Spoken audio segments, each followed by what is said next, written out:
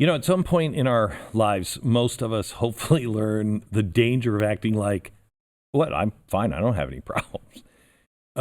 If you don't learn that early, and if you add politics into that lack of humility or self-reflection, wow, you have a dangerous cocktail. Today's guest has undergone quite a transformation, and he had a huge slap in the face that woke him up. One of the greatest lessons he learned is that if you act like you don't have any problems and you use that attitude to further your own political ideas, you're probably in for a reckoning. He made his career calling people sexist. Then #MeToo related accusations popped up against him in an article on a feminist blog. The blowback was really intense. People took the joy he used to take in attacking other people, attacking him. He had burned bridges. Everybody had turned against him. This is on the left. He had been banished from his own group, even though those accusations weren't true. He no longer had a tribe. That's when he went, wait a minute, maybe I've been part of the problem here. In the aftermath, he's gotten back into comedy. Last year, he started a podcast that has done really well. His journey has had more bumps and twists than just what I'm telling you. It is hardly the start of it. I have a feeling Jamie Kilstein and I are going to be sitting down more than once because I've got a lot of questions. He is fascinating. Next on Studio 19. About this time every year, our attention turns to the solemn anniversary of 9/11. It's a moment when we all take time to reflect on those who gave their lives that day. It seems weird for those of us who remember it, what we promised ourselves we would do, those who paid the ultimate sacrifice in the years to come, those who went to war. How are we treating them, defending our liberties in places like Afghanistan and Iraq? And now here we are 18 years later, we find ourselves seemingly in a state of permanent war. We're warned that the Islamic State is poised to make a comeback. We watch as the crescent of Iranian influence extends its long shadow. And in Afghanistan, our leaders are now negotiating the terms of peace with the Taliban, which I thought we had wiped out at one point. Well, I want to tell you about a new film that is out, ties all of this together. It's called Mosul. It is the story of the last battle of the Iraq War, documenting the 2016-2017 fight against ISIS in Iraq's second largest city. It's directed actually by a CIA officer, Danielle Gabrielle. Mosul is the name of this film. It's much more than a war story. It is a journey that will take you up the Tigris River right into the heart of darkness of the ISIS caliphate, revealing an apocalyptic battle against two unyielding enemies, the violent Islamic extremism and the sectarian mistrust and hatred that will remain long after all of the politicians declare victory. It's available now on iTunes or Amazon, Vimeo. Just visit www.mosul-film.com.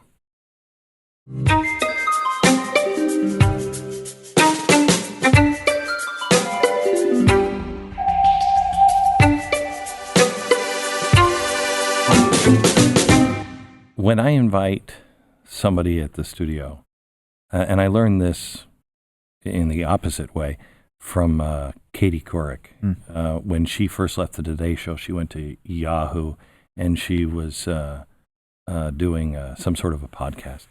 And she approached me, she's like, please. And I'm like, I'm not doing any interviews, and I know what all these interviews are like. No, thank you. Yeah. She's like, no, it won't be that way. I promise. I need a big get for the podcast. And I said, no, because you're going to sandbag me. And she's like, no, I won't. I promise you, please. I need this favor. So I did it. And she sandbagged me. Yeah. I didn't see it. Just so horrible. Just such a horrible human being. And when I invite somebody onto my show, it's important that if I'm inviting you into my house, I'm not going to sandbag you. Right. And so when we met a few minutes ago in the hallway, I said, hey, don't worry, you're welcome here and there's no problem. And you said something really strange. You said, no, I'm more excited about doing this than I've been for a long time. I goes, why? I didn't get nervous until you said, don't be nervous. And I was like, crap, do I look nervous? Because I was like super stoked. Because, I mean, for a couple of reasons. One, I have dad issues and we used to fight. Two, I think that I'm starting to, it's been really hard not to be calculated with my career.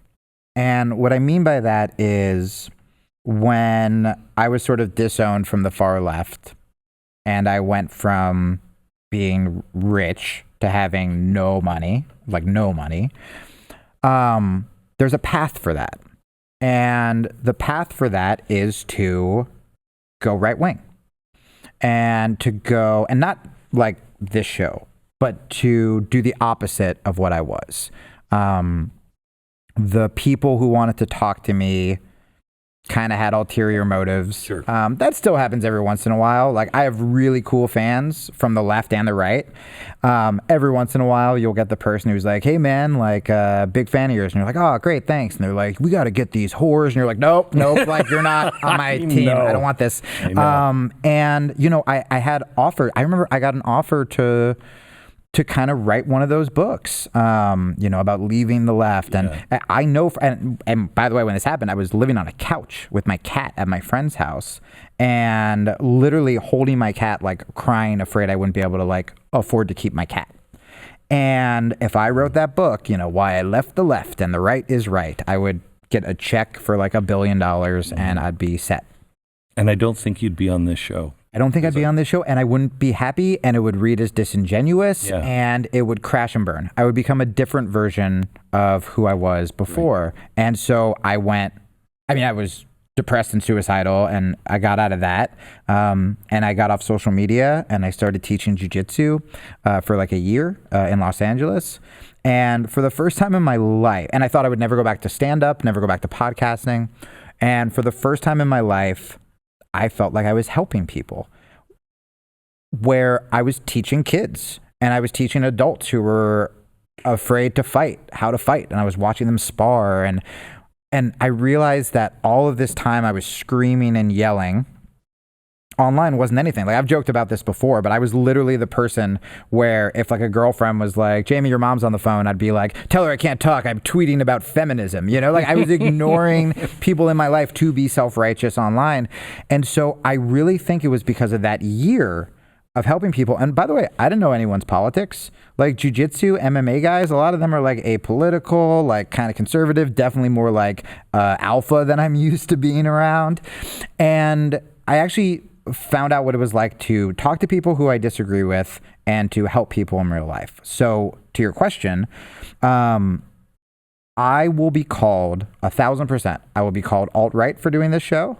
People are called alt-right for doing Rogan's show, right, and he's very liberal. Yeah. I will be called... Alt-right is an alternative to the right. Yeah. It's not the right. No. They don't believe in the Bill of Rights. Doesn't matter. I would be called alt-right. I'll be called a sellout. People will say, oh, he's going down this path where, you know, he was, once he lost financial freedom, once he lost his financial way on the left, he's going to the right. I'm like, I wish I did that because I would have a lot more money than I have right now.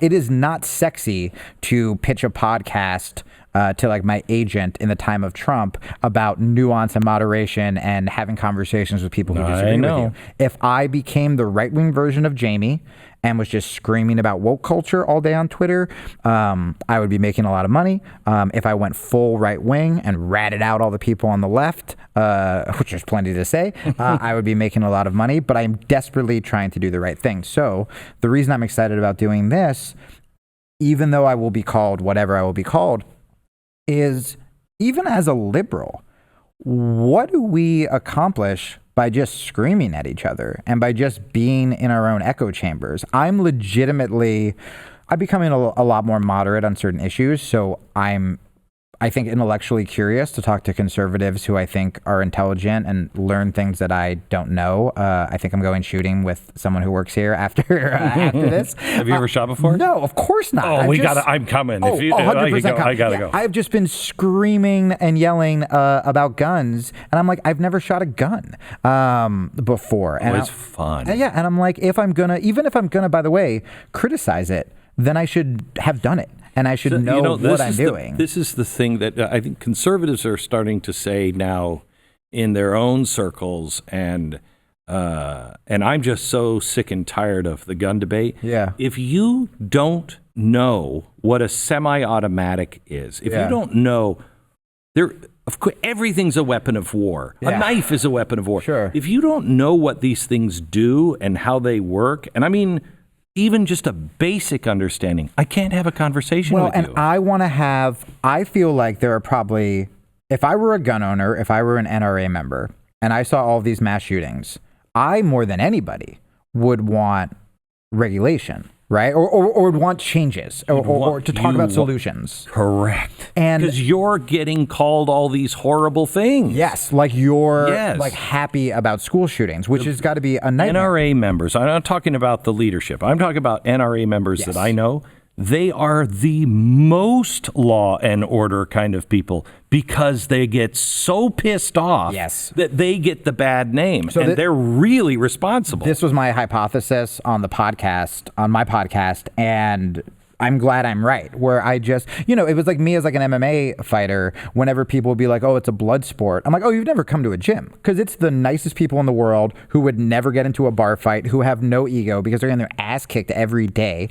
They're wonderful people who would step in and help someone off the street, as opposed to these liberals that would like run in the other direction and then tweet about it. And I just naturally assumed that gun owners would be the same way. I would be livid. It's like when you criticize America and people go, "Well, then get out. You're not American." It's like, no. I'll criticize America because I love it. I think that it's why we're the most triggered by our family, right? Because we love our family. I think it's important to criticize the things that you love. But I think that it's important, however, like you get triggered with your family. Yeah. I get triggered with my family. You come after my family? Wait a minute. And I'm right in your face. 100%. Even though if I would stop and go, I might say, yeah, you got a point on that one. Okay. But we don't. We jump to defend. Yeah. So You're not allowed to hate my family. Only I can hate my family. Right. And so it's what's happened is we get to these cartoons to where conservatives are flag waving, F-16, flying fireworks show, and that's what America is. It's the old red, white, and blue. That's what it is. And then the left, it just hates America. They're communists. Well, there are those people over here like, I'm going to blow them out of the water right now. And there are those people who genuinely hate America. But then there's people like, what's her name, Tulsi Gabbard, she's going to serve. She's taking 2 weeks off. Now, I may disagree with her, but she doesn't hate America. No, and what's so funny is she's actually called out Kamala Harris and called out a lot of the candidates on some of their more conservative policies, and the left... Instead, the day after Twitter on the debates when Tulsi was trending, I was thrilled to watch her call out a lot of the Democrats, and all these mainstream liberals were like, she's an Assad apologist, like this has got to be Russian bots who are making her trending. And it's like, Jesus, can't we take some criticism without saying this like Russian bots? Hillary Clinton, no matter like the Russia stuff, I don't really listen to, but regardless, it's like, she was the worst candidate ever. She was a terrible candidate. Horrible. She was a terrible candidate. And to be like, it was Russia. It's, we talk about AA and recovery. It's like, if you are not going to take responsibility for your actions, you are never going to learn. You are going to keep making the same mistakes over and over and over again. We should be thrilled to have someone like Tulsi who has served, who will call out candidates on their BS. She is a 1995 or even 2000 version of a Democrat. Yeah. That is like the all-star. Yeah. She would have been the all-star. Oh, yeah. Maybe even 10 years ago. She is now, because she doesn't hate certain things, because she won't crucify everything and everybody. Yeah. She won't be accepted by that core group that is needed for the primary. You know what I mean? Yeah. And one more thing I wanted to say about when we were talking about guns, you said something that made me think of people have gotten very defensive, understandably, because of those caricatures, right? Every right-wing person is being called a Nazi, which they are not. Every left-wing person is being called a stone socialist, which, like, kind of, but like, like I get it. But when I think because people get so defensive online, they're always being attacked. A lot of times they don't defend things that in their heart they feel like they should. So what I mean by that is my friend Jason, who works here, he posted something really wonderful after the El Paso shooting about how we need to come together and we need to fix this. I saw Republicans using the words white supremacy, which I would have never assumed would happen. And I saw most every Republican I followed talked about something with guns has to change. And this dude is gun owner, go shooting, etc. And I retweeted that. And I said, this is what we got to do. I'm saying the same thing as someone from the left. We got to come together and we got to figure this out without screaming at each other. And a bunch of my conservative followers, a bunch of his conservative followers were saying some of the most heartfelt things. Too many kids have died. Stuff that I literally and naively would assume that the right wouldn't care about, that they just wanted their guns. They just wanted their bunker of guns for when, I literally just assumed that every buddy was like, they're going to come for my guns. Like they all think they're like Steven Seagal from the movies, but in real life, they're like Steven Seagal in real life, just like very sadly, like come and get it. And by the way, the government would take your guns because they have tanks. And all these conservatives were being incredible. I want to just correct that before I forget. Al-Qaeda, ISIS, everybody else, they've done a pretty good job going against the United States of America. Yeah. I don't accept, because that is what the Second Amendment was for. It wasn't like they're like, what sport should we put into the Second Amendment? Right. How about hunting? That's not what it was. No, it was a fear of an out-of-control government. And everybody says, you're going to fight with the tanks. Well, look at the guys who were living in the cave. Right. They kind of did it. Right. And I don't ever want to get there, but I don't understand the left when they say, Donald Trump is a Nazi. We're going to be a fascist country. Quick, let's give him our guns. That's interesting. I've never heard it put that way. I don't get that. Well, that's what the Second Amendment is for. But it's really interesting because when I believe it was under Reagan, when a lot of gun legislation was happening, was when the Black Panthers were showing up armed. And Killer Mike, who's this amazing rapper and activist, and he pisses off liberals a lot from Run the Jewels. He talks about, he's like, I don't want the black communities giving up their guns because of what's happening. The Klan, that was their deal. Right. They went from house to house for your protection. Martin Luther King asked for a concealed carry permit. His sheriff said, for your own safety, sir, I don't think so. Oh. Come on. Oof. Come on. Oh, well, I want to continue this conversation while we are at the range, or whatever you guys call it, at the gun place. At the shooting place. I'm so excited. I'm going to have to just wear one of my jiu-jitsu shirts just to be like, I'm still a man when you see how scared I am with this kickback. But what I was going to say is all the conservatives were saying really heartfelt things. And a bunch, I don't want to say all of them, but a bunch of liberals who commented were like, oh, you're falling for it. You're falling into their trap, right? And that was so disheartening to me because I'm like, this is what you claim you want. Here is a gun owner, here is a conservative, here is a family man saying, I want to do something, a Republican saying, I want to do something. And if every time a Republican says, I want to help, or if every time a Democrat shows up to a conservative cause and says, I want to help, we just get shunned away, then nothing's going to happen. So what I was going to say before is I think that people are so defensive, and because if the left is going to call every Republican a Nazi, and then Donald Trump does something really heinous, and a conservative wants to tweet about it, they're going to think about it. They're going to be like, why would I do this if I'm just going to get called a Nazi anyway, So I called every major press person I know, Chuck Todd, all of them. Yeah. After Trump won. Yeah. And I said, do not make my mistake. I made the mistake. Do not go on Katie Couric's show. Yeah. No, I made the mistake of not seeing what I was saying was actually dividing and tearing apart. I thought I had certitude. Yep. I thought that I was right. Been there. Well, in some things I was right. In other things I wasn't. Yeah.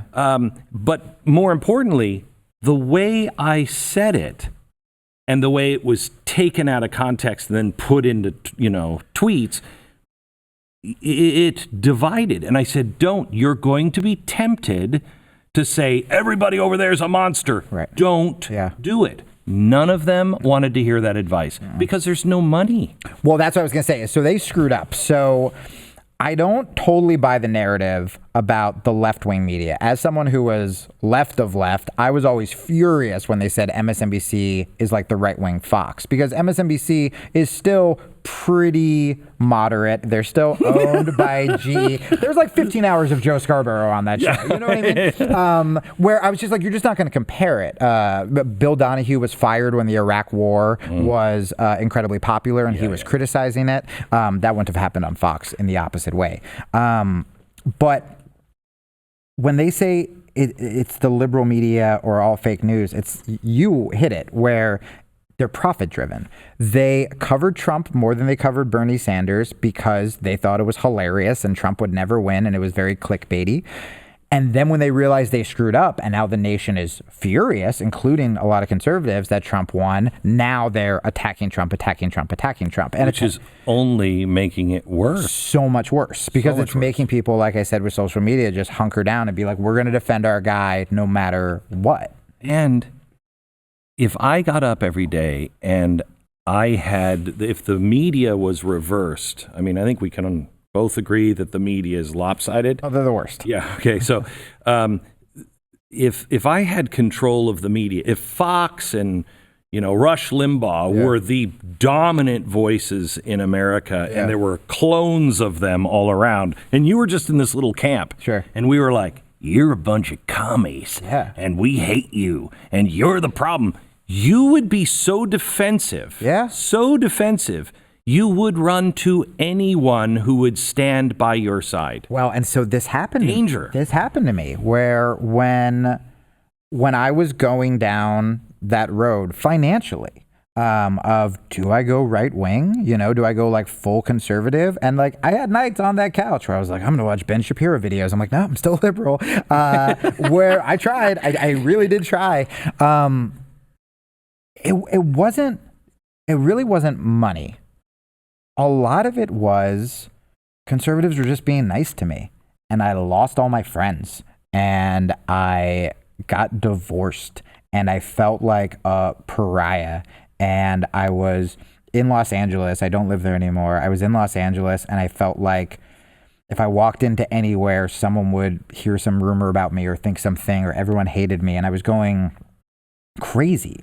So when it was conservatives who were just being nice and were like, hey man, what happened to you was like weird. And like conservative women were like reaching out to me and like stuff like that. And a lot of, eventually liberals did too. But none of my old friends reached out to see if I was okay. Period. Wow. How did that feel? I mean, that was the worst part. Cause like I've been financially screwed before. I dropped out of high school to start stand-up. I lived in my car for 2 years just trying to get gigs. When I wasn't getting gigs over here, I would fly overseas because they liked political stuff more. That's what like Hicks had to do like back in the day. And I would fly over there and I'd make a bunch of money, come back. I played the Sydney Opera House It was me and Christopher Hitchens. And then I got back to New York the next week and couldn't get booked at like some crappy comedy club in New York.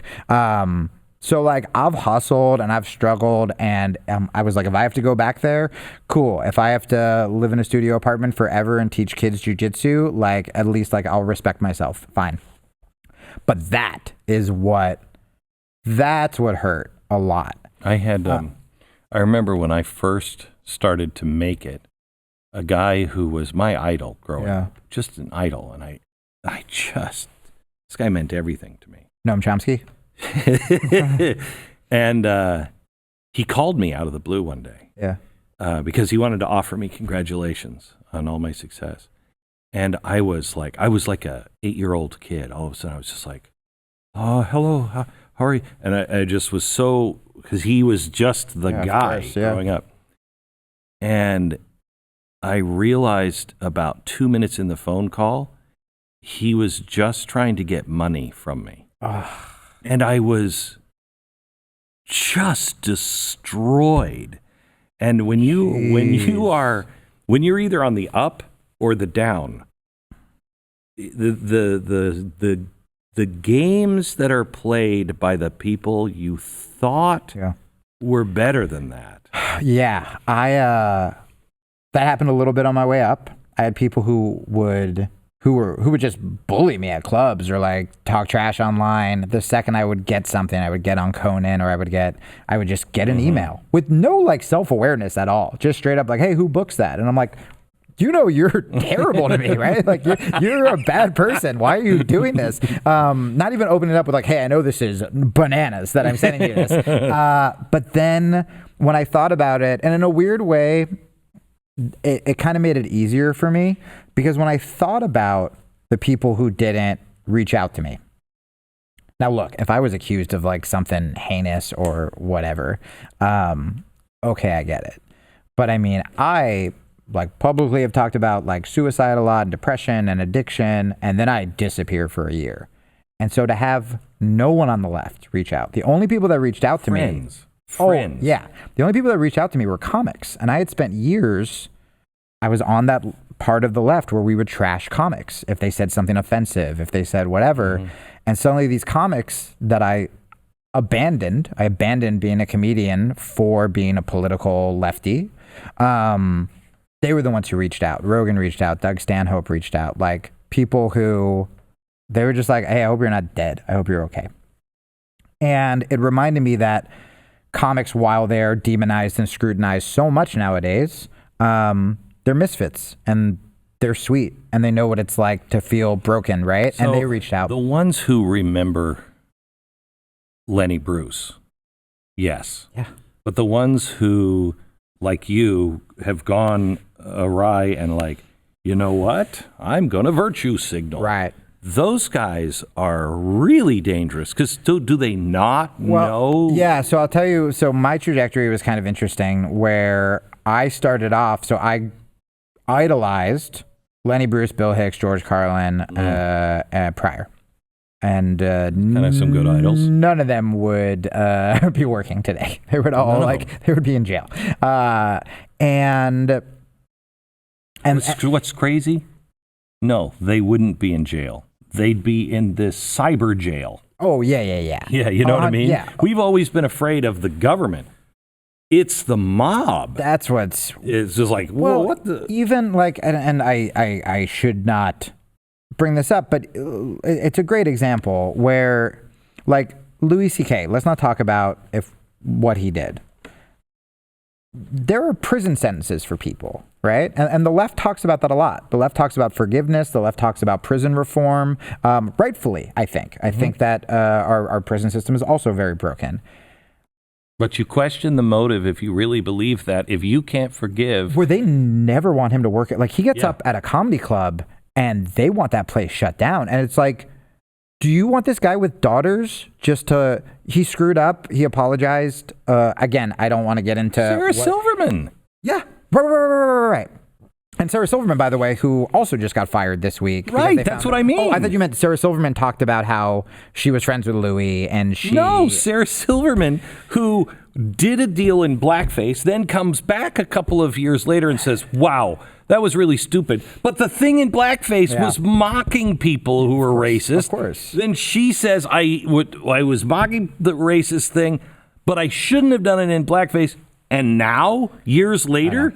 This doesn't make any sense at all. And that's the best comedy, and that's the comedy we used to idolize. For me, I can say that I believed most of the things that I talked about when I was on the radical left. The one thing that I always felt gross was going after comedians, because I know that comedy comes from pain. So whenever someone's like, whenever I'm doing an interview and they're like, so were you the class clown? I was like, are you out of your mind? Like the class clown like called me gay and beat the crap out of me. Like I was not the class clown. Like a lot of the comics were the nerdy, quiet, shy ones who would just write in notebooks. And my first memory of when laughter affected me was when something terrible would happen to one of my parents. There would be a relapse. There would be a cop showing up at our door. There would be an ambulance, whatever. And me and my brothers would be upstairs, and we were terrified, and we didn't know what to do. And the second someone made a joke, and it would always be offensive because we have a family member being carted away in an ambulance, everyone would start laughing. And once you could laugh, it took the power away from this really terrifying issue, and then you could start to brainstorm and be like, okay, what do we do? It would almost like snap you out of a trance. And so whenever I talked about offensive things or whenever I talked about edgier things, it was never to offend people purposefully. It was like, let's dig really deep and see how far we can go, and then let's talk about it. And I think that's where comedy can be the most powerful. Now, there are comedians, usually newer comedians, who will see edgy comics, who will see someone like Richard Pryor, who is confessing to this horrible domestic situation he was in and this drug addiction. And as a new comic, you go, oh, so I just talk about like hitting women and smoking crack? And it's like, no. Like he would do it with vulnerability, with whatever.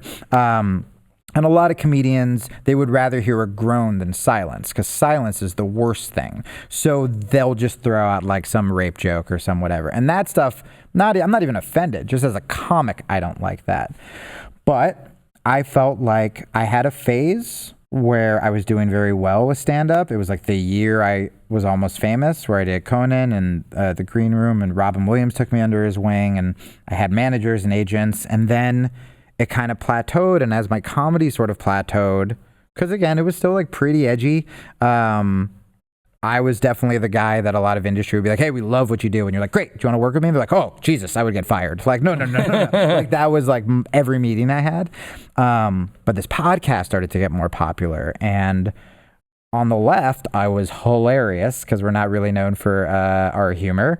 And I was suddenly like the cool kid. I was suddenly this high school dropout that was on MSNBC panels. And I had really intelligent, smart fans who were using academic jargon I never heard before. So I felt smart and I felt accepted and all this stuff. And so the show just started going less comedy, more in that direction. And so I did become that, but that's not the comic I am. That's not who I started as. It was just I was getting approval from those people. And a lot of times, I mean, I think you've been there, like when you're getting approval and adulation and you suddenly feel like you're someone and you're doing something, it's powerful. It's really powerful. I think fame and fortune are battery acid to the soul. Yeah, I didn't even get the fortune part. That's the worst part about it.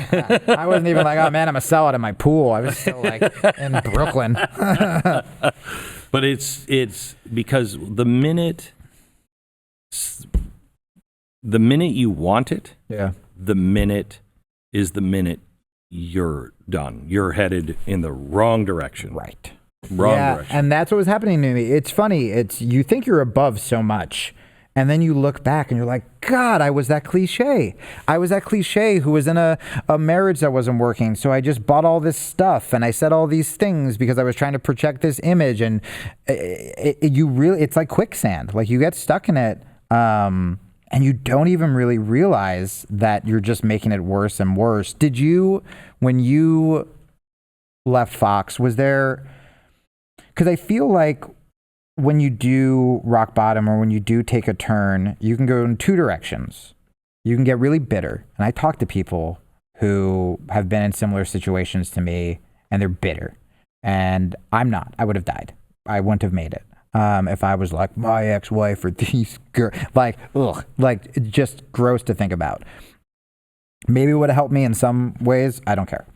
And then, in a weird way, I think rock bottom is what can subvert that battery acid test, in the sense that once you've hit that, or once you've made a drastic change, suddenly you do things for the right reasons. And now I'm not trying to be rich. I'm not trying to be famous. I'm like, I'm going to do what I do, and hopefully I can make a living. So when I hit rock bottom in the 90s, Okay. and very similar story to yours. Okay. Hit the bottom. Took me about 4 years to dig myself out, and turn things around. And then my second bottom was completely different. Interesting. Bottom. I need to pay attention to this. Yeah, it was. I don't think you're going to have a problem with it. It was all right. I'm going to be. All I wanted back. Yeah. Because you lose everything. Only thing I wanted back, not money, not fame, nothing. All I wanted was my integrity. Yeah. Because I had blown my integrity. Got it. And so it's 95, and that's all I want. I want to be able to look at somebody and say, no, I mean this, and have them believe me. Yeah. You know what I mean? So I worked so hard for that and really, really tried to do the right thing. Then a little arrogance, because you have success, arrogance creeps in. I was doing comedy on Fox, deconstructing Fox and the cable news network by I was mocking a cable news show on a cable news show. Right. And I knew I have to perform, and I'm a decent performer. Yeah. I have to perform to be able to get people to watch an hour on Woodrow Wilson. Right. So how can I make that really entertaining? Right. I can throw a frog in a blender, and I can do this, and I can pour gasoline over somebody, and they'll watch it thinking that people will, especially people in media, would be smart enough to go, wait, take all that crap away. Sure, I hate him because he's this performer. But what he said here, and here, is there any truth there? Right. Because if that's true, that's a problem. Yeah. I thought people in the media would be less disingenuous, and they would be curious, which was a problem. And at the end, I was, sitting in my Bloomberg building apartment on the 56th floor, looking at Central Park. Yeah. And I realized, oh my gosh, I want this really bad. Yeah. Run for your life. Yeah. And so I was afraid of fame and fortune because I had a little bit of it early in my life. Yeah. And once you want it, it doesn't matter. Your good intent is gone. Yeah. I mean, I think for me, I've caught myself a couple times. I've caught myself where, and you see this online a lot. So there's the right, there's the left, and then there's the middle that I kind of align with, like, the sort of like Jordan Peterson, IDW, Dave Rubin, whatever.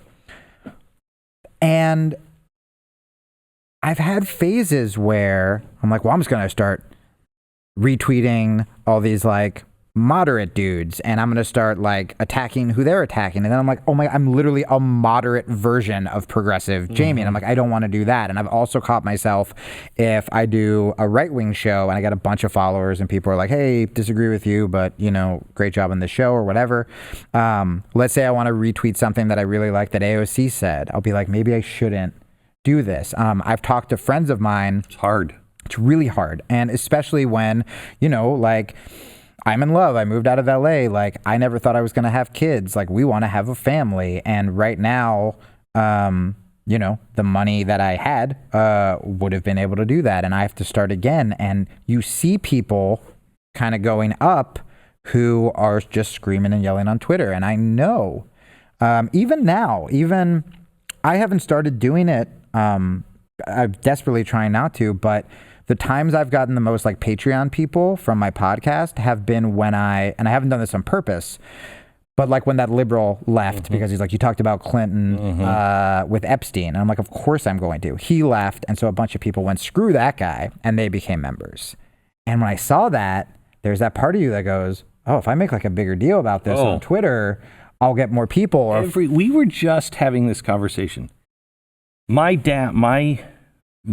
second bottom was, even with good intentions, you just screwed everything up. Okay. This is where I'm like, and so I'm like, oh crap. So I've spent the last 5 or 6 8 years going, okay, so wait, how do you navigate? And every day, every single day, I've got hundreds of people relying on me keeping a job going. All this closes down. Right. And every day I'm smart. I know how to make it work. Right. And you have this choice and you're like, oh man, I could do that. But it just takes, and very few people, I came out so strongly against Donald Trump, and I became, I think, bigoted and hateful because I wasn't listening for people's pain. Right. When your friend does something just crazy and you're like, wait. Hey, man. Wait, what? Okay, if they're your friend, you say to them, what the hell's happening in your life? Yes. Okay. I didn't do that to my audience. Right. I just said, well, are you out of your mind? Idiots. Right. You idiots. Right. So I made the same mistake again. And I almost did that with this new show. Like I could feel where every day I was like going after like the woke people. That just happened to be the story I was talking about. And I'm like, this isn't it. No. This isn't what I want. The society doesn't reward you for that. Right. If you and we could even, and unfortunately I know these people, you and I, we're at different ends. So, all right, when the cameras go on, we're going to talk about this. Let's just battle it out. Yeah. That would be huge. Oh, we could do stadium tours. Yes. Yeah, 100%. Huge. Penn Jillette and I, we're good friends. Yeah. And I was just with him in Vegas, and he said, we have got to tour. He said, I don't care if anybody comes. He said, I just love our back and forth dialogue. And I said, well, I'd like to tour too, but I'm busy making money, right. So would anyone come? And we both stood there and went, I'm not sure, because we're both able to disagree and go, now wait a minute. Right. Explain that to me. But I do think that people, God, I hope so, or else I'm doomed. Because I'm like, you have a bunch of staff. I'm like, I have like a 1-bedroom apartment, a girlfriend, and a cat, and I'm like just teetering right now, like looking at those Patreon numbers every day. Where I do think that when people ask me comedy advice, or they say they want to start a podcast, I go, it's the easiest advice in the world, but it's hard to take. Where it's like, you just have to be genuine. If you can be talking like this and get up on stage and be talking the same way and not trying to be someone else, amen, you will be successful. And it takes years. People, it's so weird with comedy. You could have the most respected, intellectual, whoever, and that first open mic, they're talking like Andrew Dice Clay. Michelle Obama could do an open mic, and she'd be like, so I'm nailing my wife. And you'd be like, what? Michelle, what is happening? Like, it is so bizarre what happens with comedy, but that's what I would do. I would say for podcasting, if Joe Rogan pitched his podcast to like an agent and was like, yeah, some days we'll have hunters, maybe Alex Jones, we'll have some UFC guys, then we'll have like Tulsi Gabbard, like people would be like, that's so frantic. That's all over the place. You have to have like a theme and you have to have this. But he was genuine to himself. You're being genuine to yourself. You've built this. I'm being genuine to myself. I have this podcast. It is so much harder to start for me, what I noticed, because I know if I was starting crap on Twitter, we used to make so much money on this old podcast with no advertising, just because I was every day just like riling the troops. With that said, the audience on this new podcast I have, the audience now might even be more conservative. At least the people who give money are. I'm watching liberals and conservatives talk on our Patreon page about someone was really depressed and a bunch of people like jumped in and was like, hey, try this because we talk about mental health on the podcast too, like besides politics. And those people are going to stick around. And I would, even from a business point of view, I would much rather 10,000 listeners that are with me for life and are good people and can hear me and be like, hey, I disagreed with that, but I'm not going to like be a baby and walk off with my $5 a month or whatever. I would rather that than, I mean, dude, I had like a rabid fan base before and could sell out clubs and maybe 15 of them listen to my new show. I mean, when they got their orders that like Jamie's out, I was gone. I had a guy on Facebook the day before all hell broke loose, was like, hey, I just want you to know because of you and your stand-up, like you saved my life. Next day, it was Jamie's this monster. He's a bad liberal, whatever. He didn't even delete that comment. You know how you can like add a comment on Facebook? He added to his original comment, like, screw you. I hope you don't, whatever. And it was just like gone. These were kids who, you know, listen to the show that like I helped with like suicide or I helped with whatever. And like, Jesus, I'm glad they're okay. But that was a crazy thing just to see like everything good that I like tried to do. They're like, that doesn't count anymore. You know what I mean? Mm-hmm. Yes, more than you know. Can we go back? Because I haven't gotten to a single question I wanted to ask you. Oh, yeah, that's my bad. No. No, it's mine too. I find you fascinating. Let me go back in case somebody doesn't know who you are and what your trial is. Now that we've talked about the back half, great. The worst interview ever. No, it's like artsy. It's like a David Lynch movie. It's like jazz. Let's start with where should we start? Should we start 2008? Okay. Where is that? I'm really bad with years. 2008. Obama had just been elected. Okay. I was never really good at business in the sense that when I was doing very political material to start, it was right after 9/11. People didn't really want that. Then when Obama got elected, I really liked Obama. But this I'll like pat myself on the back a little bit. One of the things I talk about the most on the podcast now is that people should have like principles over partisanship or like values over teams, whatever. And when Obama started doing stuff that I disagreed when Bush did it, I called Obama out. I called Obama out on Conan for drones and did not go over. I mean, the audience, like the set looked fine, but they got like a lot of hate mail. I've not been back on Conan.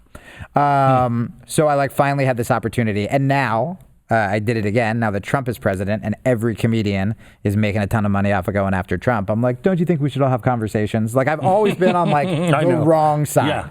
That's good. I think so. That's good. God, Lenny I hope so. Bruce. Right. I have a picture of him getting arrested that my friend gave me. And so 2000. I have a book for you to read. You got to read The Pendulum. Oh, yeah. I haven't read it. It's great. And it talks about how society swings back and forth. And people like you, people like me, are always right out of step. Yeah. Either a little ahead or a little behind. But those are the ones that make the difference. Yeah, and that's what you're not going to be loved. No, and I told myself that, and I've had people say that to me with what I'm doing right now. I think, and we'll get into it, there's still such shame behind what happened to me that it's not like before. Like under Bush, I could feel like, you know, oh, I'm like Carlin. I'm like, you know, sticking it to the man and going after the powerful.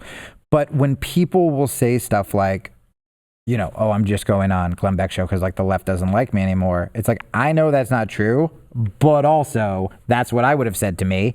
And it still makes me be like, am I? You know, now if I was going on right-wing shows, I'm like, we got to build a wall. Then it's like, all right, I'm a sellout, like whatever. That's good. I don't think we ask ourselves enough. Am I? That's what, when I left Fox, that was the number one question. Yeah. A year before, 2 years before, I was at CNN. I was hammering Bush. God, I remember that. Yeah, I was hammering Bush. I was calling for Bush's impeachment. Right. And I was the third most admired man in the country. You know that poll was that comes year. out? Yeah. I remember this. A year later, half the country hates me. Yeah, sure. And so I get to the end of that, and I'm like, okay, I know I'm not the guy that is the most admired. I'm not tied with the Pope and Nelson Mandela. Sure. That's insane. Yeah. Okay? But I'm not this guy either. Right. And I spent a long time, and I think you still do, and I think it's healthy to some degree to go, gosh, a lot of people are saying this about me. Not necessarily am I, which is where I started, but what is it I'm doing that causes them to feel that way? Yeah. Is there something I can do differently that will negate that? Or what is it that they're seeing or their pain is showing? Yeah. You know what I mean? Yeah. And because you're built on pain. Yeah. You're built on pain. That's comedy. Right. Comedy is just like a hill of pain. Yeah. But then it's tricky. It's tricky when you're in survival mode too. Because I've always been like a hustler and I mean that in a good way. Yeah. From, again, dropping out of high school to start stand-up, I was like, I know what I want to do.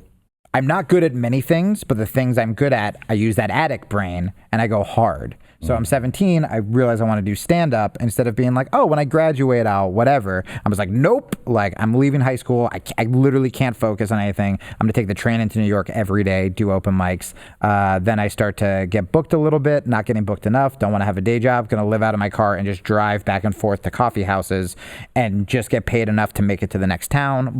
And that, I'm great with doing that. And so what I really have to keep in check now is, I mean, that financial drop is a scary thing. And when literally I was like holding my cat crying, being like, can I afford this cat? I have to make sure my decisions, I have to triple check everything. You know, I mean, I sent my girlfriend like talking points from today just to be like, is this genuine? Is this, for this? Yeah. I mean, not like planned talking points, but like the advertisement or the teaser for this. I was like, I need to make sure that I'm not going to. You want to be genuine. Yeah, and you don't want to desperately court people. Correct. Just because it might get you an extra $100 a month. You know what? It really bothers me. We've got to stay on track, but what really bothers me is I'll go someplace. For instance, I was on with Samantha Bee. Okay. And I did this big thing. It blew up. Oh, I remember that. Yeah. Blew up everywhere. I was a hero suddenly on the left and hated on the right. Oh, interesting. Yeah. And I was like, wait, no, I haven't changed. I've changed the way I talk to people because I think if we change the way we talk to people, we can find common ground. Oh, I see. Okay? And we can live like that. And it bothered me, and I checked in the interview all the time on myself.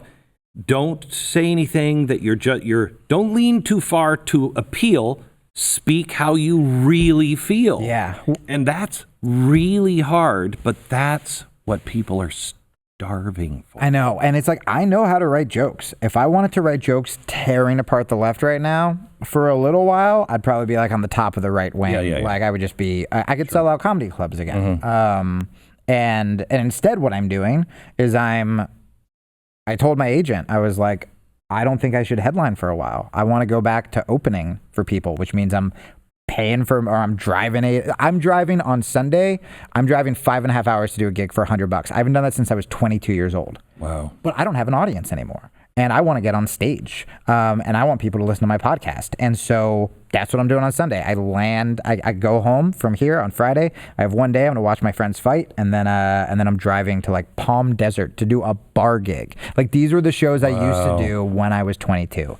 Good. I mean, I hate this because my father said this to me when I was. But he's like, you're going to be humbled and it's going to be so good. I kind of feel that way. It's going to be good. I kind of feel like leaving Los Angeles, which seems like a silly thing to do now that I'm getting back into comedy. is going to get me on stage for the right reasons again. Instead of just preaching to the choir or being like, what does this audience want to? I went to, I had some great shows in LA at like the Comedy Store where my friends were running stuff. And, the Comedy Store is run by like edgy comics. Like it's Bill Burr, it's Joe Rogan, it's those guys. But all of the sort of like woke comedy rooms and stuff, my friend was going to introduce me to a booker of one. And I went in there and it was so interesting to me because club comics a lot of times get made fun of, for being generic or whatever. Every time I played comedy clubs, it was an incredibly diverse audience. Black, Latino, working class, whatever. When you would go to these like woke rooms where they're just doing the pandery, left-wing jokes, it was all like white hipsters who could afford to see a comedy show at like Tuesday at 10 because they don't work the next day. And I was like, I'm not even talking, like when I was on the left, I wasn't even talking to the people I wanted to be talking to. We would go drinking with like a bunch of writers for The Nation, and it was like all white people in Park Slope, and I was like, oh my god, I'm literally not even getting to regular people. And then you meet regular people and you realize that there's a lot of gray, and a lot of them are like kind of conservative on this, kind of liberal on this, and you can bring people together by being like, hey, we can both be if we're talking about torture, for example, instead of me assuming like a right-wing person, like you just want to torture people, and a right-wing person assuming that I'm just like naive and want to like, sing songs with a terrorist, we can go, well, what produces the information we need? And let's look at that, right? Like, I don't care the reasons. Let's just look at, will this get us intel? And if not torturing him proves, if statistics show that gets us more valid intelligence, we do that. And if torture does. And I would think that also you would have to include in there because, I'm for prison reform. I'm not an execution guy. Yeah, same. And everybody would think that I would be.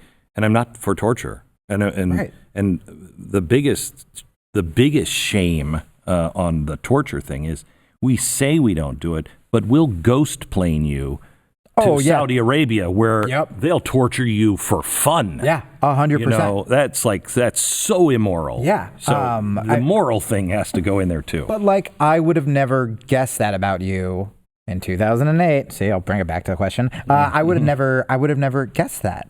And I'm like, look, I don't care if you want to get rid of the death penalty because you think it's too expensive or because you think it's immoral. Like, if we agree on that, let's just agree on that.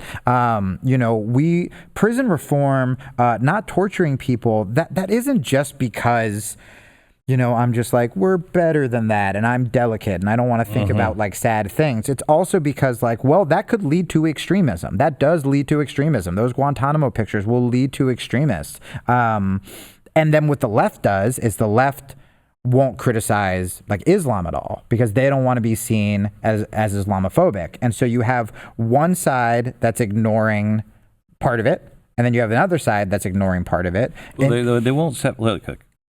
Islam is not a problem. Not at all. Islamicists are not good. Not good. Right. That's the problem. And we don't have there is no vehicle that is popular yet that will say that difference. Yeah. And if you don't understand that difference, before you join the conversation, understand that difference. Right. So speaking of terrorism, my stand-up comedy career, 2008. So I think that's the year. I think these were going well then. I think that's probably around when I met Robin. I was starting to get on TV. And like I said, things kind of flatlined. Because I also played into, I would go overseas and every interview or every write-up or review was comparing me to Bill Hicks and George Carlin. And Bill Hicks and George Carlin was like middle fingers, they would go hard. So like I kind of played into that and I was like drinking more and I was, the thing with comedy is a lot of times the more screwed up you are, the more revered. I think that was another reason escaping and going into MMA and jiu-jitsu was so healthy for me because it was the first time where people like read a self-help book or like talked positively about themselves or were sober just because they were training, not because they were alcoholics or degenerates. And I didn't have a lot of those role models in comedy, and because I have an addictive personality and a desperate need to be liked, you know, I mean, when I got back into comedy last year, I immediately started drinking again. I, at one point, was like, do I have to be depressed again? Like, all this positive work I did on myself was kind of gone because comics are like, you know, the screw up clowns.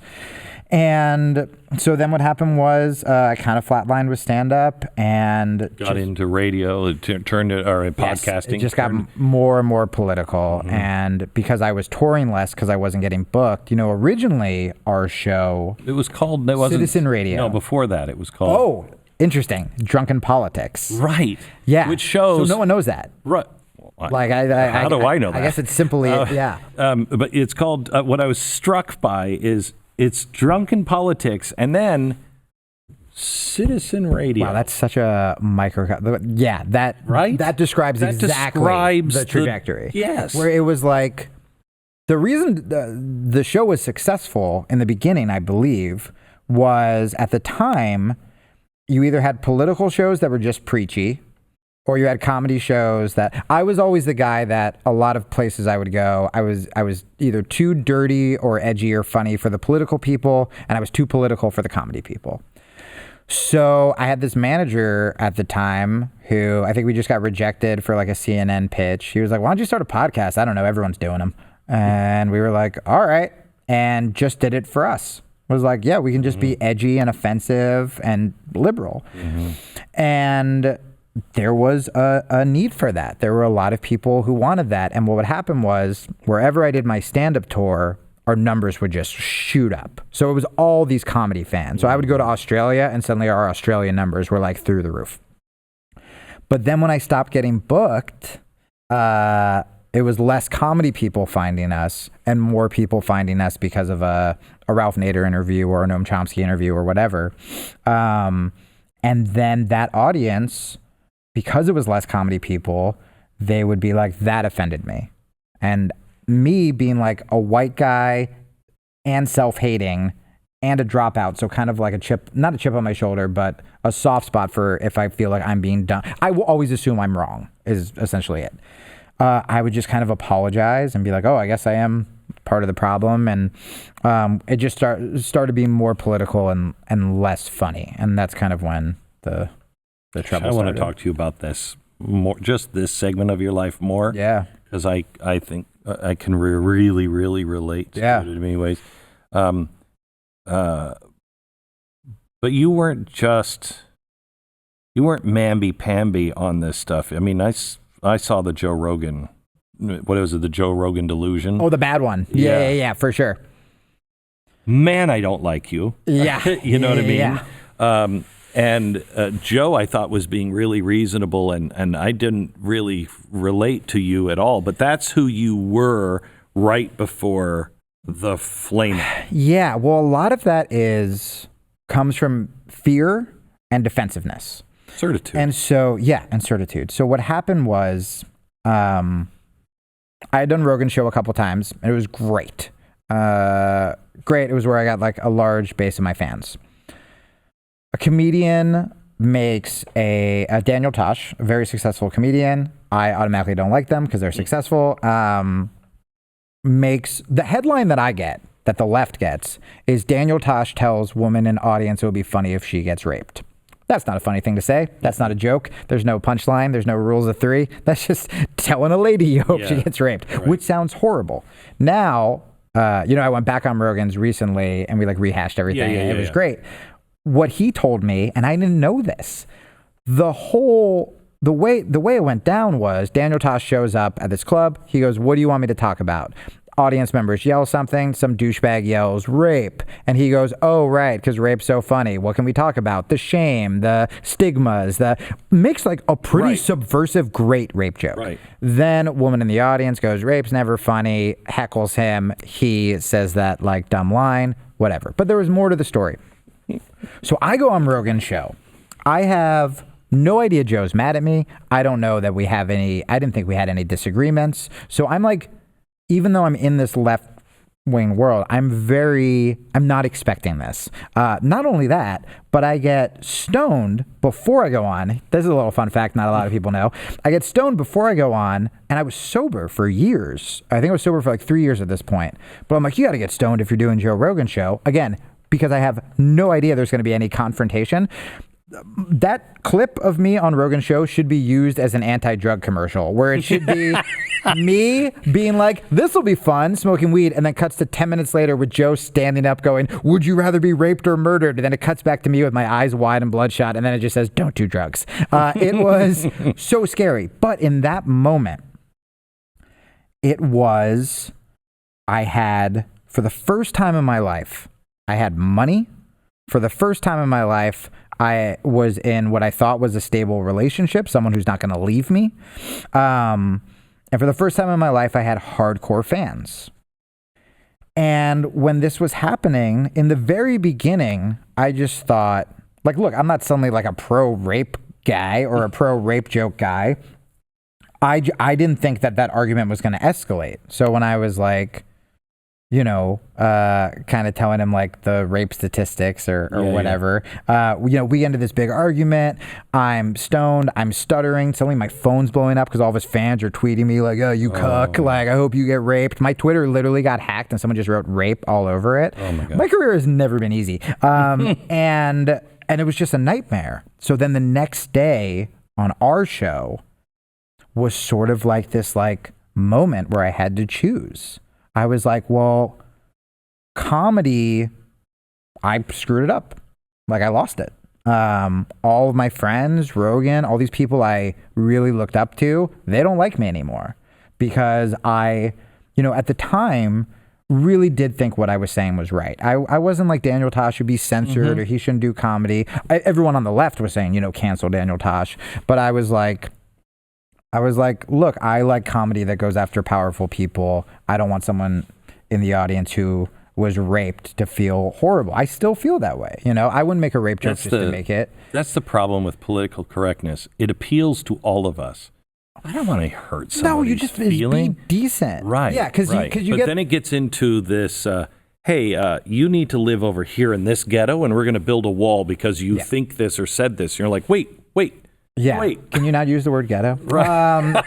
But 100%, where it's like, again, we're digging for 10-year-old tweets from Kevin Hart instead of trying to like lift up this successful black guy. And he, like Silverman, he had already apologized for it. Totally. Before it was a scandal. Right. And then now you have the people on the other side who were like, political correctness. And you're like, yeah, right. Like Kevin Hardy's like, no, why can't I say the N-word? And you're like, well, that's not, that's you being a racist. Right. Like, that's not good either, right? There are two sides to all of this. So that next day, like, I was like, I guess I got to go after Rogan because all of our fans were like, what? Yes.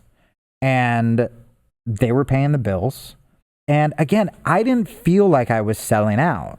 In my head, you believed it. Well, I'm defending women. Yeah. I'm defending women and I'm defending myself. And I was taken back and I was hurt and I was scared. And I knew that audience wasn't going to leave.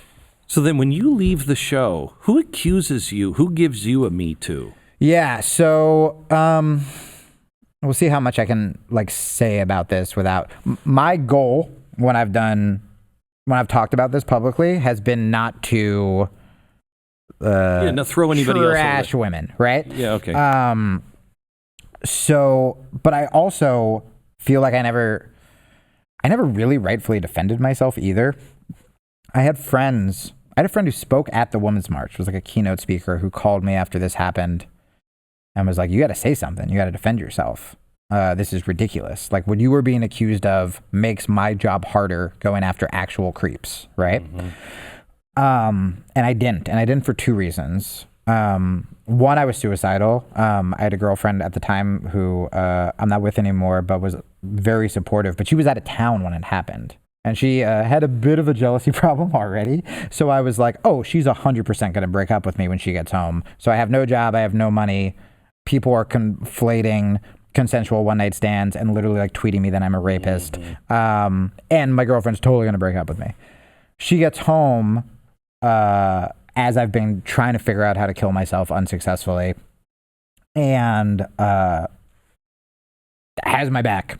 Don't know why, but like I mean, of course I know why, like, because she knows me, and knows I'm not that person. And that's really the only reason I didn't 100% kill myself. So she also wanted me to respond. A bunch of my very famous liberal friends wanted me to respond, men and women. But I didn't respond because, one, I was a coward, and I was like, I cannot take any more blowback. The fact that I'm alive right now and that I survived while like my ex was like going to see her family, I was like, if I respond and that triggers one more response piece or one more Jezebel thing, I was like, mentally I'm out. So I just accepted that I was never going to do comedy again. I accepted that I was walking around with a hoodie and sunglasses like I was accused of rape in LA. Like, I didn't want to go outside. To this day, when I hand over my credit card and someone says my last name or they recognize me, my first thought is that they're going to think, and it's never that. They're always like wonderful and nice, but that still happens to me. Okay. So the other reason I didn't say anything was, and this may sound like old Jamie or like, virtual signaling, feminist, whatever, but I also didn't want to be the anti-Me Too guy, because there's a lot of really good stuff, like the Harvey Weinstein thing that happened. This goes back to what we talked about earlier. Yes. I was very anti-Trump. In some regards, I still am. I was never pro-Trump, right. But in some regards, I'm not pro-Trump. I'm pro some of his policies. Conservative. Yeah. Right. And we have made Me Too sacred. No. Due process, because I want Weinstein to go, and Epstein. I didn't cry when he was dead. No. And Weinstein, I want to go to jail. If he gets away with it, that is a black mark on America. Oh, yeah. You know what I mean? So, but there's a difference between that and a one-night stand and it was consensual rape, or even just a false accusation. Right. That's a huge difference. That should not be part of Me Too. And but I've seen guys who have like gotten accused of stuff just suddenly turn into this just woman hating, and I was like, I can't do that. Like, I had a joke about Weinstein where I was like, I probably can't say this. Go ahead. Well, I said, I go, I hope Harvey Weinstein goes to jail. I hope he gets raped in jail. I go, I hope the guy who makes Harvey Weinstein suck his makes him do it for like a bit part in the prison play. No, you shouldn't have said that. No, I know. I was very aware that I shouldn't have said it. And so, yeah, very anti-Weinstein. My line that I say, and I agree with this, or I still stand by this, is that because you have a lot of people go, all these false accusations are, it's terrible for men, blah, blah, blah. It's like, look, guys, calm down. We still have it better than women, right? There are still infinitely more women who do not get justice for their sexual assaults or their rapes than there are men who are falsely accused. With that said, every time you falsely accuse someone, or every time you conflate hookups, not even drunken hookups, very sober, consensual hookups with rape, you're diminishing the real. You're making it worse for women. And that's like, what's his name? Smollett, right? Jussie Smollett? Jussie, yeah. How could anyone support? I'm willing, if that was true, I'm willing to stand with him. Oh, yeah. But for that not to be true, you're making it worse for everybody. For everybody who actually has had a racist encounter like that. I can tell you that a lot of the people who reached out to me first were women who were sexually assaulted. And they were like, this is insane what's happening to you. And it's a horrible thing. But it's like, of course they would think that. I mean, when Matt Damon publicly said that, hey, should we be treating Al Franken like we treat Harvey Weinstein? And the next day, Matt Damon is trending on Twitter like he suddenly was like accused of rape. Like, if we can't have the conversation, it's bad for everybody. But I think what's happening, I mean, where I can be sort of empathetic is, or where I try to be empathetic is, women haven't had justice for a long time with a lot of these issues. And I think when it finally started to happen, everybody was like, here we go. This is like our time. but there's going to be, the pendulum's going to swing the other way. And then people aren't going to take real stories seriously, where they're going to be like, oh, is this like Aziz, where it was like a date that like went wrong, or like, you know, and that's a scary thing for women, I think. It should be scary for all of us. Yeah. I'm glad that men are learning that, like, you know, not to be creeps. So what happened to me? This seems like I'm just dodging it. So what happened was, so actually, and people, a lot of the timeline, a lot of the stuff that was written just wasn't true. We knew about what was going to happen, about these girls who were upset. It was one girl who was upset before I left the show.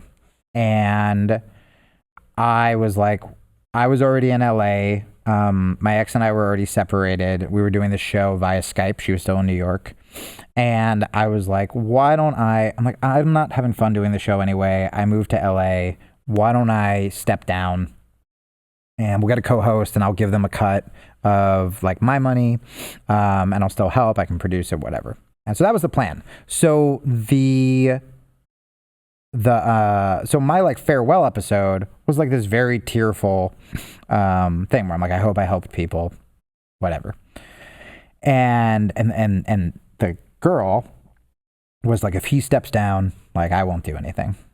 And then the next day she just went like just super hard. And essentially what it was I was in a marriage that wasn't working. After 10 years or something, I finally caved and I cheated. I had this like affair. I instantly think I'm like in love because it was, you know, this young girl and she called me hot. And I was like, I've never been called hot. And, you know, and she was really cool. And she helped us with the show. We didn't have like a staff, but she approached me to work for the show. She starts working for the show. Then she's like, I should come on the road. I mean, it was like, this was the part I screwed up. It was every cliche. I should have had the guts to get out of a relationship that wasn't working, or to keep a friendship when it clearly wasn't a relationship anymore. It was a partnership. And that's where I screwed up. That's the biggest mistake. That is the one thing I will own up to. And it's taken a long time because, again, like my girlfriend's parents had to Google me. They're the most wonderful people in the world. They live here in town. You see the word sexual predator. You see the word abuse. That makes it sound like I put my hands on a woman. That makes it sound like I did something without consent. That is something that still shakes me when I Google me. If anyone looks at this article, please click other things you see that are positive on my Google page. It's horrible. However, and also when a lot of the stuff you're accused of isn't true, you're like, how am I supposed to learn from this? You know, if I drink and crash a car, I learn I need to quit drinking. But I'm like, when I didn't even do this, like how am I supposed to become like a better person? But the thing I screwed up was that. So there's this whole affair. I keep trying to end it. I feel bad. This is the first time I'm suicidal because I'm just like, I'm a terrible person. Everyone thinks I'm in this perfect relationship. Every progressive is like, all I want to do is be like you guys because we host this podcast and we're the cool progressive tattooed couple. And of course I would screw it up. Of course, after living out of my car and finally making money and finally having a career, I would find a way to screw it up. You know, I used to joke that because my old podcast never took sponsors, or because we weren't on CNN, and because we were independently supported and made so much money just from individual sponsors, I was like, I can never get fired. I'd have to like really screw up to lose this. And I did it. Of course I did it. So I end this and I go, I would rather go back to a loveless marriage than walk around with this shame. And I end it. And man, I mean, this is the most I've said, but like looking back, like, I mean, the woman I was having the affair with, like, said while we were together, while I was trying to break it off, like, one day I'm going to write a book about this. And in my head, I'm like, I'm not famous enough for that. So whatever, it's fine. And so then years go by and I was like, just in this partnership and this friendship marriage, and we were recording the show and the show was still popular and I was depressed, but I kind of thought I deserved it. Then what happens is my ex-wife and I, it wasn't working. We had a conversation. We almost broke up, and we decide to try like an open relationship, but it's a don't ask, don't tell one, which essentially means that I have to sneak around like I'm cheating. And it's the same thing all over again. And I wasn't allowed to do anything in New York. So that kind of means like I can just sleep around on the road, essentially. And I'm also like, I'm a relationship guy. I thought I was in love with my first one night stand. I don't like sleeping around. I don't like one night stands. I'm like a dumb romantic. My friend made a joke to me the other day where he's like, man, people think like your dick got you in trouble, but he's like, it's your stupid heart that got you in trouble. And I was like, kinda. And so this article makes it sound like I was just cheating on my wife the whole time. It doesn't mention that like we were in an open relationship and trying to do this. So the second I go to my ex, I go, we have to say on the show that we're in an open relationship because I feel like a creep.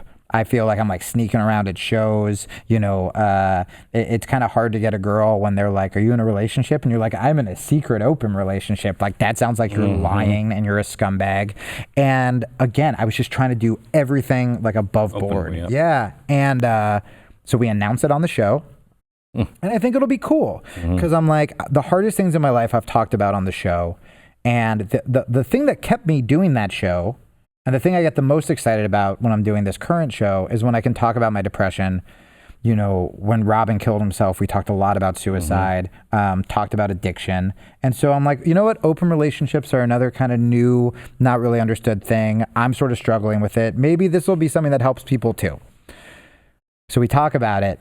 And man, I spent so long being like, hashtag believe all women. If a guy says a woman is like jealous or crazy, he's like lying and being sexist and covering it up. But man, the week of that we announced we're in an open relationship, even though it was years since I talked to the woman I had an affair with, she goes on this like message board or something, some like feminist message board, and was essentially like, who's been wronged by supposed feminist Jamie Kilstein. And out of the many women that I've slept with, found like one person that was like, he flirted with me on DM. I've never sent like a naked picture. I'm like the one comedian in the world who has no like scandalous pictures out there. He was on DM, and then another woman said that she was like, he threatened one of my male friends. What's not mentioned is she told me that guy raped her, and I go, do you need me to do something about it? And she said no, and I said, are you sure? That was it. And then there was another woman who, it made it sound in this Jezebel article like I slept with her. We didn't sleep together.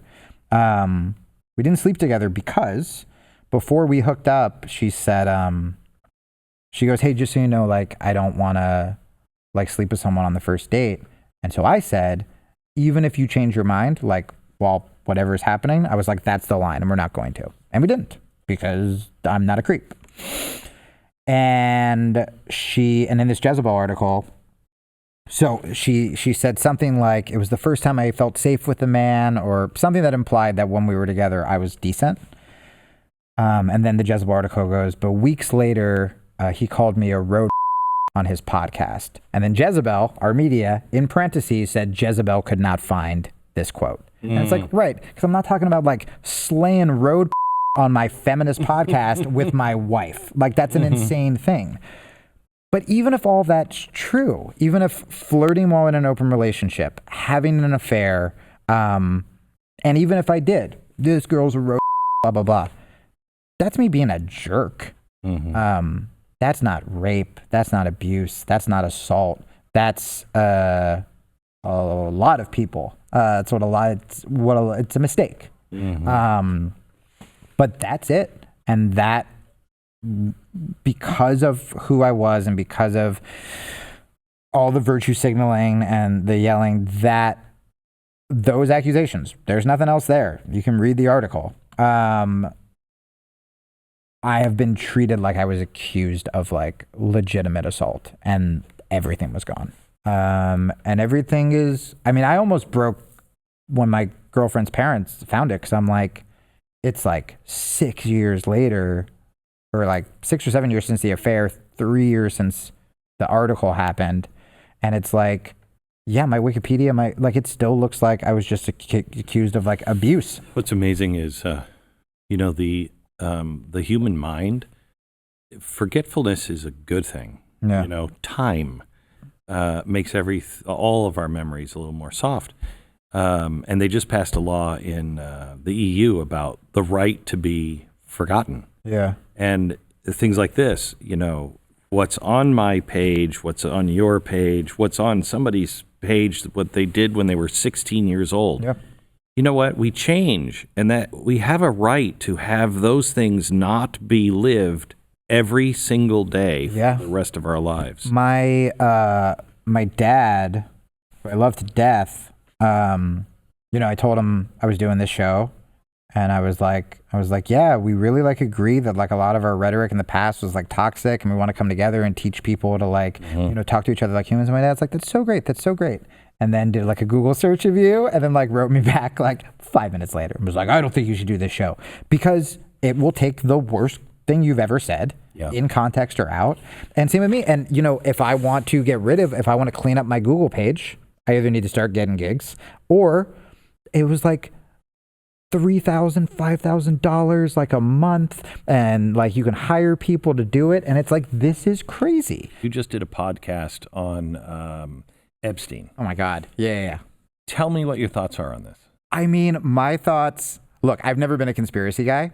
I think that's how a lot of people feel right now, where all of my reasonable friends, I never thought 9/11 was an inside job. When I saw the Epstein news, I was suddenly like, did we even land on the moon? Suddenly I became every insane caricature of a conspiracy guy. And what's crazy to me is watching this monster of a man is somehow bringing the right and left together, where I think the one thing we all agree on, some people think maybe it was Clinton, some people think maybe it's Trump, but suddenly for the first time in 2019, conservatives and liberals are both something's wrong. But Homeboy was murdered, right? You know what I mean? Right. They're definitely... Yeah. Did you see the autopsy? I saw, about the broken neck? I just saw that. Okay, so it's, he hung himself with paper sheets. Yeah. Paper sheets. Yeah. Broke his neck in several places. The breaks are consistent with strangulation. They can happen when you're hanging yourself, but with a paper sheet. Not with that impact. So I just saw a special forces guy post about that, about how the impact is much more aligned with someone who got their neck broken. Right. Also, I've been suicidal before, and I couldn't even read on the internet. I couldn't even look up a loop knot without being able to figure it out. And I was crying because I'm I'm not even gonna be able to kill myself, right? Let alone. So I got empathy. It is hard work to do that. Right. But it's so scary. And it's also one of those moments. It's bringing people together because everyone loves a conspiracy theory. This is literally playing out like a movie. But it's also one of those moments where I'm seeing conservatives be like, if Trump or Republicans are involved, then I'm distant, I'm out. Big time. I see Democrats being like, if Clinton's involved, I'm out. And it's one of those moments where it's not a liberal issue, it's not a conservative issue, but it's a powerful person issue, where it's when you see people have so much power that this guy has just been I don't know if he's a liberal or Democrat or conservative. I don't care. Right. But he was just so powerful and so untouchable that he was torturing and literally had an island where he raped underage women, allegedly, allegedly, and that he got away with it, and that he had powerful friends on both sides of the aisle. It's a lot of times people can come together and realize that it's the same people screwing over all of us. And it's not. To me, it's not just that he did it and got away with it. It's that he did it and then got away with it to where he had special dispensation in the court system. And then once he's in prison, somebody from the outside can get in and kill him. Yeah. When Jeffrey Dahmer was shivved, you're like, of course. I get that. Right. He ate people. And if he would have been shivved in General Pop, you'd be like, of course, he was a child rapist. Yeah. And also remember, this is different. Yes, and especially because Epstein was suicidal before. So even if he wasn't this huge, he should have a ton of scrutiny because of who he is, and extra surveillance. But he was also suicidal. He should have been on suicide watch. It is so creepy. This whole story is so creepy. Did you today? I read on the radio the verbatim text with an interviewer from New York Magazine with his Russian MMA fighter bodyguard. Oh my God. Okay. Yeah. So this guy, I mean, when you read it, it is total broken language. Look, I don't know what's saying here. Oh. Okay. Yeah. And he's on the record in a 2015 interview that was on the record but never published. Okay. Okay. So they have the transcript of what he said then. Okay. And then the reporter says, oh, well, now he's dead. I can publish this, and I want to see if I get more from him. Right. So he calls him up, and he's like, don't know what you're talking about. And he's like, no, you said this, this, and this. I never said. No, I never said. And then the last probably 2 minutes of the interview are like, you're smarter than this. I don't have conversation like this on phone. Whoa. Be careful. What are you saying? When I thought it couldn't be more like a movie, they inserted a generic Russian MMA bodyguard. Right. I will say this. I was a little rose-colored glasses when I was saying how this is dividing tribes. I did the first episode I did on Epstein when he got arrested. I had a couple liberals write in. I had one even cancel their Patreon membership because I lumped in Clinton with Trump. And I think, and I would say to your listeners, to any conservatives listening as well, if you are so partisan where you have I think you still have to say alleged, right? Even though he's dead, alleged child rapist. That if the dude on your team, if you find out that guy was friends with or knew him or knew what was happening, and you're still going to be like, it's my guy, this isn't like your favorite football team and you found out the owner has gambling debts. Right. We have to get to a point where when something this horrible happens, if it's a Democrat or if it's a Republican, we can show our values. Yeah, it's a human issue. Yeah. It's a human issue. And it doesn't mean, look, just because Bill Clinton was on the plane with him and he has a history of fooling around, that doesn't mean he even knew about child rape. No. You know what I mean? And there's different things, very different. Correct. Very different thing. Same thing, people have said, well, Donald Trump had a party with him and cheerleaders at Mar-a-Lago. Okay, were they high school cheerleaders? Because if they were high school cheerleaders, that's bad. It's a mighty big jump. It's a very right. So you don't want to condemn anyone on this, but you also, if it is your guy, if it is your side, if there is corruption, my side should be truth, justice, and the American way. Well, and I'm sure we're going to get more into this in the podcast, but that's one of the biggest problems now. We're not mourning the victims. We're not mourning the women. Instead, a lot of us are rushing to, how can we tie it to Clinton? Or how can we tie it to Trump? Yeah. And we just get excited and play Twitter like it's a video game when it's yo, there were a lot of real girls who were hurt, and we just get so frothing at the mouth and our heart racing where it's, can I pin it on the politician I don't like? Does this fit my anti-Trump agenda? Does this fit my anti-Clinton agenda? Instead of taking a moment just to be like, wow, this is terrible what happened. And to me, it's not just what happened. Yeah. It's what apparently may be happening right now. Right. Who the hell has that kind of power?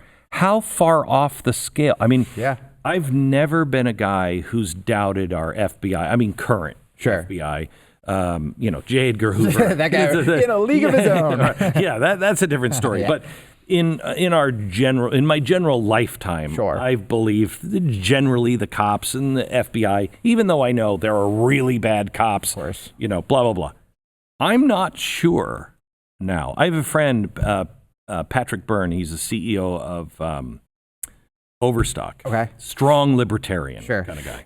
he doesn't like Clinton. He doesn't like Trump. Right. Okay. He has no horse in this race. But he found himself in the middle of the Trump FBI investigation and the Clinton FBI investigation. And he's just come out and said, yeah, I have some information that this was all politics. All of this, both of these were just about politics and not about the truth. I know him. I've pieced together enough of the Trump thing that I know of that so he is in the center. I can't figure out the Clinton thing yet. Yeah. He's not saying, but I think anytime there were just women involved, people were like, Bill was there. Yeah, no, but if this is true, he says it's the biggest scandal in American history because it's about the Justice Department. Is this who we are? Are we going to allow, can we come together enough to go, wait, I don't care who goes down. Yeah. That has to be cleaned up because if the Justice Department goes bad, we're all screwed. This is too much. I mean, and it was a problem. I mean, let's say Clinton and Trump didn't even know this guy. When you look at how he was treated in the court systems in Florida, I think, where, I mean, they acted like he just got a jaywalking So ticket. here's one of he could leave jail to do work. And so the system failed far before this hanging. Oh yeah. It was already, they were just young foreign girls. Right. Didn't care about him. And this is a powerful dude who's well connected and tied to, who gets that kind of a jail sentence? Okay. Nobody. No. Nobody. And the Russian said in the first interview, police know all about it. They would call, I was supposed to bring him back at night, but they would call night before and say, we're only going to check on you at 8 a.m. tomorrow morning. Wow. And so I would drive him back at 6 a.m. Wow. I mean, he was talking about how the cops were coordinating with him. That's like the dad who has a kid and after the divorce is trying to make up for it and just be like, yeah, you can drink when I go to bed and here's when I'm going to sleep. Right. That's insane. And again, just to bring it back to social media, to bring it back to Twitter. I mean, I'm glad that this is so horrific that people are not going to stand for it, stand by it, and are going to force the mainstream media to cover it, I think. But I also think a lot of it's for the wrong reasons. They just want their guy to go down. You're an alcoholic. Yeah. So I think I'm probably yes. Here's the thing. If you're questioning it, probably pretty good. Yeah, I should probably stay away from it. Right. I'm going to go stick with water. I think starting in around 2003. You know what? Alcoholics are going to save the world. It's going to be alcoholics that save the world because we know where our bottom is. Right. You know what I mean? Yes. I hit the bottom and I'm like, okay, I don't want to go there. Yeah. And if you're going to build it back up and you're going to not be as miserable as you were, you better build it on truth. Mm-hmm. I hit my bottom on this culture a while ago and everything that's happening. You have? Yes. Where's America's bottom? Because they're scaring me. It might be death. I would say the child rapist being pretend suicided in a jail cell could be part of it. Could be part of it. I love that. Doesn't that scare you though? Rudyard Kipling wrote this great poem about the gods of the copybook headings, which is an old-timey way of saying there's certain truths, water will wet, fire will burn. And this poem is all about how societies forget those things and deny that they're not true because they want the beautiful things the marketplace promises. And the end is there are only 4 things that are true since social progress began, that the sow returns to her mire and the dog returns to his vomit. And I can't remember the joining line, but it is... After we pass through the time when no man has to pay for his sins, and we deny everything, the gods of the copybook headings with terror and slaughter return. Meaning, you'll go so far that it will be horrific things that wake people back up. Yeah. Is this horrific enough? I mean, I think it is. I think one of the problems is, again, social media kind of treats it like it's a video game. Yeah. So it's really easy to remove yourself from what's actually happening, right? So I know we're going to talk about this later, but if I was attacking you or attacking someone on Twitter, I didn't see you as like a person. I saw you as a Twitter icon and a Twitter bio, right? And I think a lot of times people do it as a defense mechanism where things can get so bad that they do treat it like a video game, or they try to make it about them, or they gossip about it, or for me, like I make jokes about it. I think that people are hitting their rock bottoms kind of individually.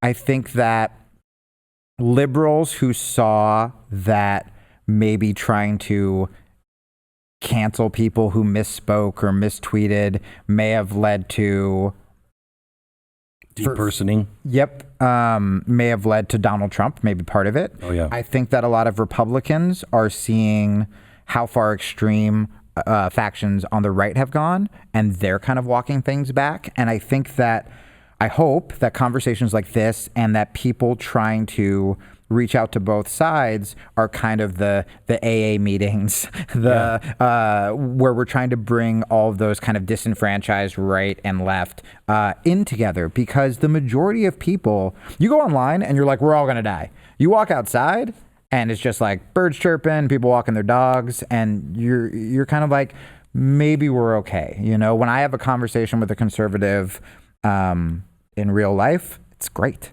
Yeah. 3 years ago, I would have assumed we would be getting into a fist fight. I mean, I think I literally challenged Jonah Goldberg. That Jonah? Yeah, Jonah to a fight. And like Huffington Post covered it. It was on like the front page of Huffington Post. It was like me with all my dumb tattoos. I think you would have won. Yeah, well, yeah, I would have won. Yeah. But I tried to be like, he has size on me. It's fine. But like, that's where I was. Yeah. And you know, did I really want to fight the guy, or did I think it would get clicks? Like I thought it would get clicks. Yeah. You know, I didn't think he was going to fight. I think we see each other. I used to say we see each other's cartoons, but I think you're right. We see each other as avatars. We're not people anymore. Mm-mm. We're just this little icon. Yep, and you have your team right next to you. You know, if you're L or if you're R, and then the other team knows, well, they're the bad guy. They're the ones to attack. And maybe I've just been friends with conservatives for a little while, so I still have I'm in like the rose-colored glasses phase. But right now, I have had a lot more. I mean, even my podcast, even the Patreon. I've had conservatives write in and be like, here's money. I don't agree with you, but don't change for me. And I've had liberals cancel because I'm like, was Clinton hanging out with, you know, Child Rape Island guy? And maybe that's just because those were the kind of liberals who liked me. And, you know, I don't, because I really want you to come back at some point. I'd love to. I just want to go through the Bill of Rights with you, because I bet you would agree with at least 9 out of the 10. Sure. So what are we right? So what are we arguing about? What is it we're arguing about? Because I think real conservative, progressive is a early 20th century idea that was going to take us without the revolution of 1918 to this utopian socialist kind of world. Yeah. That Woodrow Wilson hated the Declaration of Independence and said the Constitution is irrelevant and doesn't work either. I don't think the liberals that I know, they don't believe that. They believe in the Bill of Rights. Yes. But neither party is actually standing up for the Bill of Rights. And because of that, we're violating all kinds of stuff. Yes. And that's why it's not working. I think so much of it has to do with conversation, with one, not talking to people who disagree with us, but two, in the way we talk about it. Yeah. Because we are in a soundbite culture with the news, we see it with the Democratic debates, right? A bunch of people on the left got mad that Bernie Sanders was on Joe Rogan's. It was phenomenal because it was a candidate having time to talk about his views without just screaming and yelling in a 30-second soundbite. I mean, you've done cable news, I've done cable news. You do not have a lot of time to talk. And if you get a question that you don't want to talk about, they tell you how to pivot it, you know? Like, that's what politicians do. Like, well, we could talk about my island girl scandal, but what the people want to talk about is taxes. And then they'll, you know, whatever. They'll go into their BS spiel. So it's the way we talk about things. I think that, for me, being liberal, I want people to have, let's phrase it this way. When I list the things that I am for, every conservative watching is probably going to be like, who wouldn't be for that, right? So like, I want people to have health care. I don't want people to die because they get sick. I want people to have access to food, to education. I think teachers should make a living wage. Pretty simple things. I don't think we should attack countries unless we are in danger. When those troops come back, however, even if I disagreed with the war, I think they should be taken care of. I think we need to focus on mental health in this country. Pretty generic, just like decent person things. What I'm realizing in the conversation that doesn't happen is that I assumed that no conservatives wanted that. So for example, it's insane. So if you were against universal health care, my thought is you want people to die because I was told universal health care is the way. And so I was like, well, I guess you just want kids to die. After talking to conservatives, you learn it's like, no, they don't trust the government because the government screws a lot of things up. So they don't want the government being in charge of their health care. Not only that, when the government is the cop and the robber, okay, right. Who do you call? Yeah. When I have a private institution and they're screwing people over, I know I can call the government and the press. But if the government, the press, and the police are all that are running everything, there's no one to run to. Well, so that's the problem, though, is that a lot of these private corporations haven't been held accountable. I know, but that's not capitalism or constitutionalism. And this is what I'm talking about. So if we realize that we have the same goals, then we should be able to call out the left should be able to call out the government, and the right should be able to call out these private corporations. Yes. Because both have taken advantage of regular people. Correct. Right? The health insurance company, when your only goal is profit for shareholders, you're not going to get the best treatment. But when you're just leaving it up to the government and it's all covered in bureaucracy, you're also not going to get the best treatment. So why can't the right and the left come together and be like, both of these people do not have our best interests. What can we do? How can we take the best from this and the best from that? What will bring you back to this? Will you come back? An invite? Yeah, an invite, and I'm there. You're invited to come back. Yeah, I really anytime. have enjoyed this. Thank you so much. Thank you for this.